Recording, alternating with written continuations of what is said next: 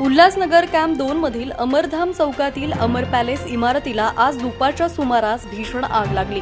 पहिल्या मजल्यावरील फ्लॅट क्रमांक 101 मध्ये अचानक आग लागली। त्यानंतर ही आग काही वेळातच दुसऱ्या मजल्यावरील फ्लॅट क्रमांक 201 पर्यंत पोहोचली। सुदैवाने घरातील लोक बाहेर पळाल्याने या आगीत कोणतीही जीवितहानी झाली नाही, मात्र मालमत्तेचं मोठं नुकसान झालंय।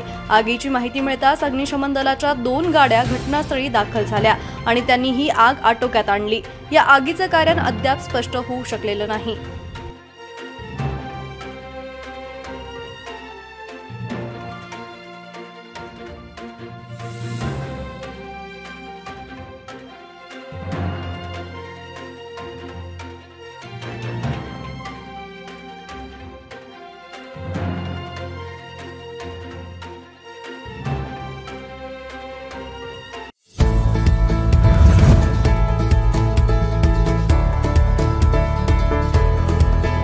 संघर्ष केल्याशिवाय यश कधीच मिळत नाही, त्यामुळे कधीही हार मानू नका।